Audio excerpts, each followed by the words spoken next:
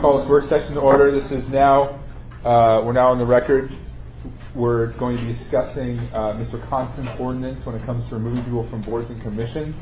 Let's go around the room and quickly identify ourselves for the record, starting with Mr. Gates.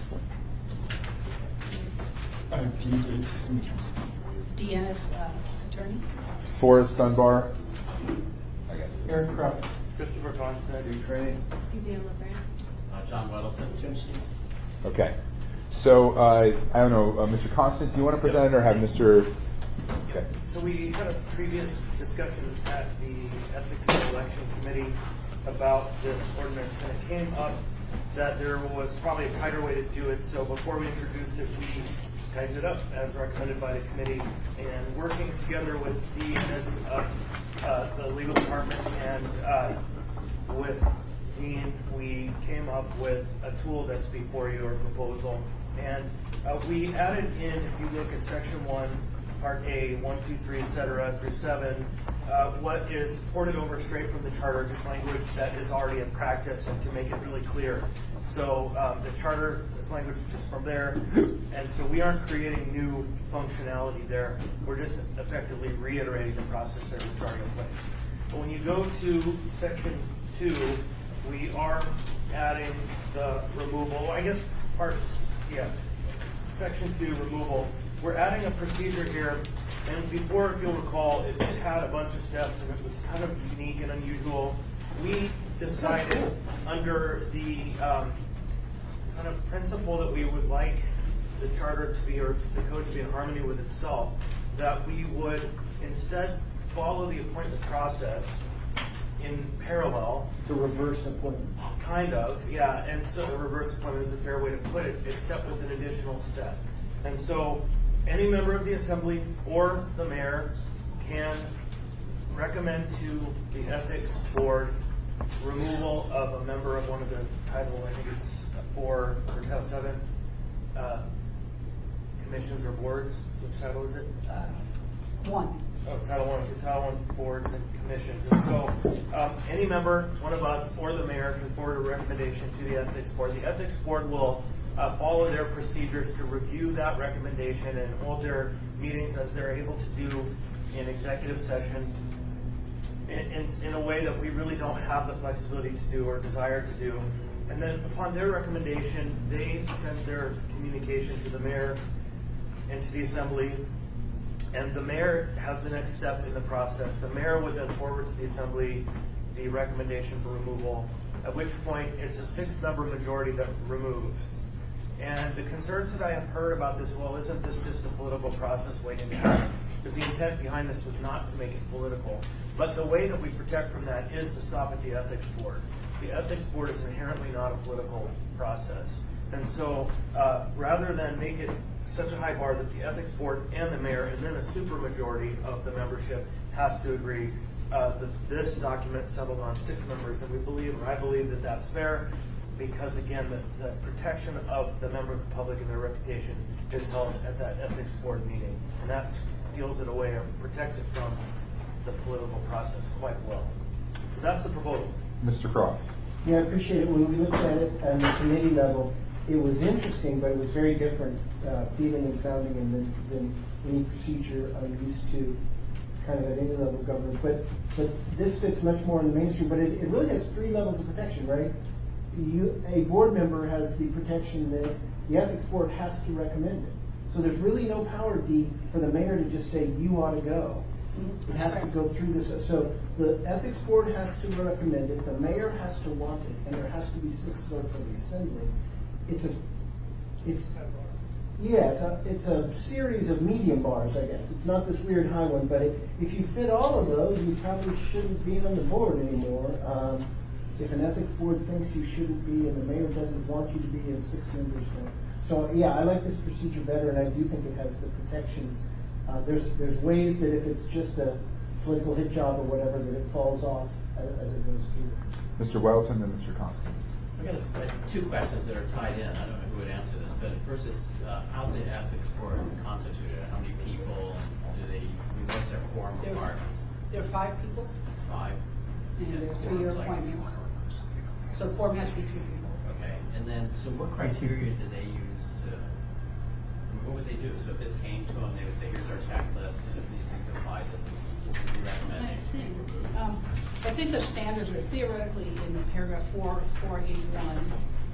For purposes of this section, actions constituting We breach have of that. public trust, Yeah. that business. And basically, they will tie back to affect material and adversely affect their performance. So, okay, it's beginning at the bottom of page 2, 481. And we initially tried to define that. In fact, we brought this to the ethics board and had a robust discussion and debate. And just no matter what path we went down, we just would have made it worse. That this public trust is something that is in the elected officials code as well. So it's not necessarily just an ethics, I think, issue. I mean, it could include some other avenues. Does that satisfy you, Mr. Welton? I'm just trying to think of cases where we would have some. So if someone's on the planning commission, they have a project that comes before them, and they don't say that they have some ownership or some role in it. Maybe they're a subcontractor to it, and they don't disclose it, and then that becomes found out. Someone might say, send this guy to that, send this to that. Can I respond? Yeah. That's already available, actually, they do something like that. But this is, if I can give you a couple examples where this whole thing has come up. We had a board member that every meeting, one of the planning commissions, an adjudicatory board, stated his dislike for the staff. He did it at every meeting, and really had nothing that we could do with him. We had a board of equalization member who would not apply the code. Said, I don't agree with that, it's wrong. Now we just stopped pointing him to 3 people panels, we were able to, but those are 2 examples. And Chris had an example too, where we were just sort of stuck with a member that was really not helpful. But so it didn't rise to a huge breach of public trust, or if they were just really making life miserable for everybody. Chris, did you want to respond a little bit? I could just add one very specific cause or individual, and I won't name them, but they were serving on an important commission of our body, and one that liaises broadly with the state, and were banned from entering state buildings because of behavior related to entities in the state offices. And so we had someone, and it was the chair of one of our commissions, who was supposed to be liaising with the state and couldn't get into buildings. And there was nothing we could do except hope he didn't attend meetings. And now, again, I state for the record, there is nobody I'm intending to have removed. This is done in a cold, kind of thoughtful way, cool, not hot. So, John, you had a second question? Well, Or you want to follow up on that one still? Well, basically, it's the same conversation. I think it's like, for some of these examples. So, I mean, I would say in my 3 years on the planning commission, that we had commissioners that they would ignore the code. It was their personal experience is what brought them to their decisions. And I mean, that's somewhat wrong. But on the other hand, we have these citizen commissions to kind of look at things from a different lens as well. And when they do it once, and someone could call them out on it, and they could get booted out, or is there maybe they make it, regular occurrence of it, versus every case they ignore the code. Where would you draw the line? To the chair, and initially, we had put some different language, repeated instances of bias, repeated. So that standard was sort of put in there, and then we finally just said, hey, probably the ethics board is intelligent enough to figure this out. That they too would not recommend dismissal based or removal, based on one instance or second instance. That the email string where the staff is or the commission member is expressing bias would have to be pretty strong and long before the ethics board would act. I think yours is a little bit more of a difficult question. Certainly, board members shouldn't ever be challenged based on their interpretation of the code versus, or they don't give as much credence to this provision as that provision. But I'm not quite sure when they exactly do not follow code.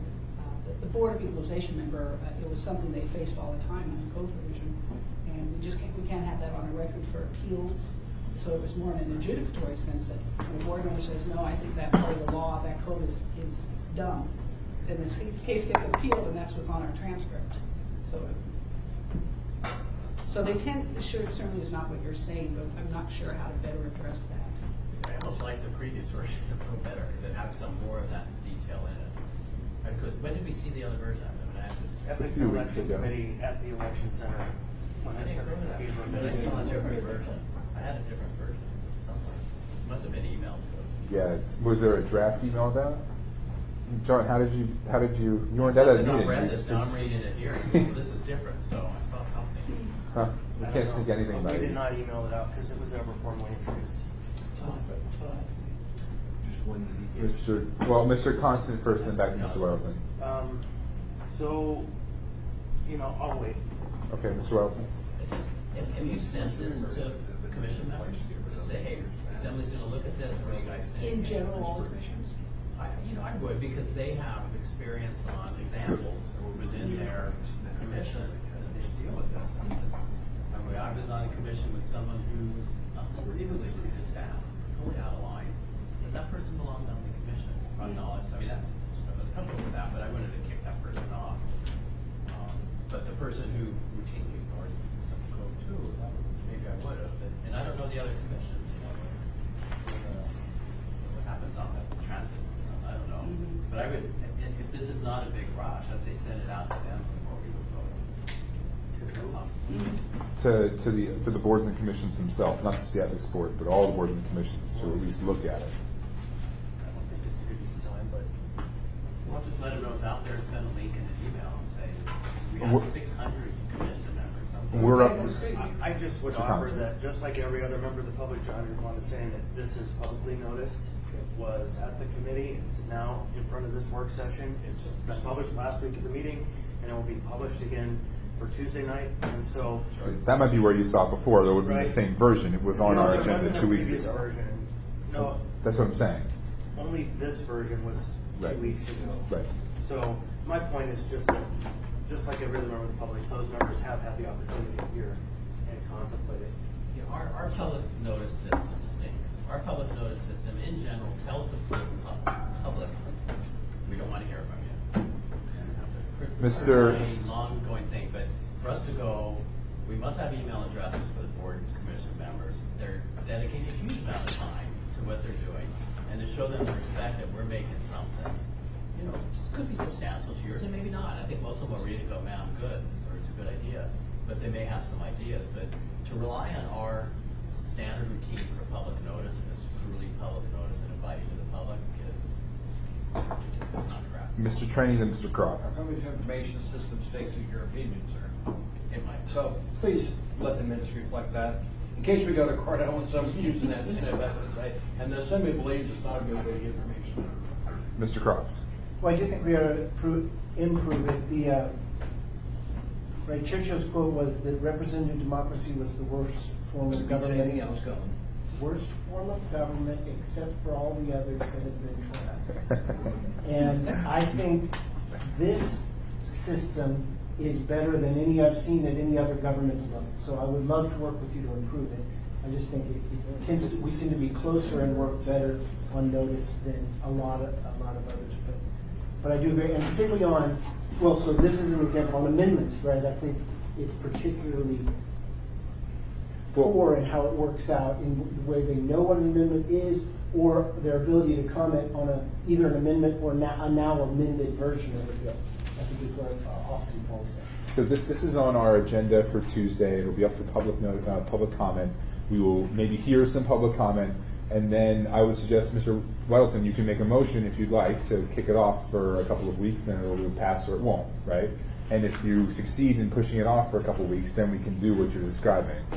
Could we do what he's describing regardless? Could we at least email this out? Would you be opposed to that, Mr. Constant? Well, so I they was could just going come to comment? suggest maybe Ona and Jason could today or tomorrow send an email to all of their boards and commission members that says, hey, this is up, public Tuesday hearing is night. on Tuesday, please submit comments before then if you're interested. Or come to the assembly meeting and testify. Is that a 14E? Right, because we still have time to achieve Is that a that goal. 14E? Is that something that we could do? Yes. Easy. Okay. Ms. Ennis. I was going to say, Mr. Weddleton, I think where that language you've seen is in the AM, which we didn't change. It's lines 29 and 30. So it talks about repeated statements of bias and repeated unwillingness to apply the municipal code. And again, initially we had that somewhat in the AO as well, but then it was removed. Mr. Constant. Yeah, you know, the other third-party notice, or not notice, information I had that's valued, this is on a member of a committee who was actually charged with rape and was found in the end to be guilty and wasn't somebody who wanted representing the municipality, but wasn't kind of a felon in a class that would have immediately found him to be off because of the charter, but really didn't need to be there. And so there are cases that are extreme enough and rare that it would be wise to preserve this power to ourselves in its clearest path and simplest and least political way, because those people occasionally come about. And I just know one of them personally who it should have happened to, because they were literally doing harm to our city's business, to the state of Alaska. And so, I'm not opposed to this. I think it's a good idea. There shouldn't be, because I've witnessed some stuff. I'm going, holy smokes, this shouldn't be. But I just want to make sure we get it out there, because there are people who know this best for the people on the board. Mr. Train. Chairman, we could approve this on Tuesday, and then if there's a need for revision, we can always come back and revise it later on. But he's put a lot of work in this. It's gone through Deanna's. He's been elected at the ethics board forever. I think it's something we need, this body needs to approve on Tuesday, and let's see where we go from there. Well, it'll be on the agenda Tuesday regardless, but Mr. Gates, 1 second. I don't think that what Mr. Constant and Mr. Welton's saying are mutually exclusive. I think we found another path here where if we tell the people on the boards and commissions it's happening, we can get that email out in the next day or two, then they'll have an opportunity to come testify. And if they come testify and tell us there's some burning issue, then we can put it off for then we can either amend it that night or we can put it off for a couple weeks. the only amendment I would propose on it at this time, and I may come up with this amendment because I didn't notice it, is on 4A1 again, reputation or performance of the board or commission or the municipality. It should at the end read or the municipality. And I'll think about that though. Okay. Mr. Gates? Mr. Gates, did you have something? I was going to mention that, well, I can see that Mr. Wellington has some reservations, some like some more language in here. Though I'm available to help with the floor amendment for Tuesday night, that would be fine. As for sending the boards and commissions, that's just a policy. I'll show you want to move to postpone, send that out, get them in. But if you want to do the floor amendment, just contact me. Okay. Is there anything else burning issues about this ordinance? Okay. We're adjourned.